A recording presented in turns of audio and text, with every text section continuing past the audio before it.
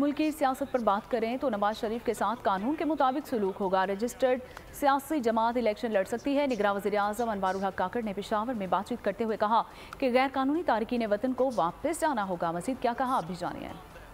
वो मेरे बच्चे मार रहे हैं, मैं उनको मार रहा हूँ। रोज़ाना की बुनियाद पे आप देख ही रहे हैं कि उनके लोग मारे जा रहे हैं, हमारे लोगों के साथे। और ये कौन सी रुकावट, कौन सी बातचीत। रियासत पाकिस्तान इतनी तकड़ी है कि वो इंशाअल्लाह TTP के साथ लड़ेगी, एक नहीं 100 साल तक। अदालती फैसले के तहत वो गए, मुल्क के 3 मरतबा वज़ीर आज़म रहे।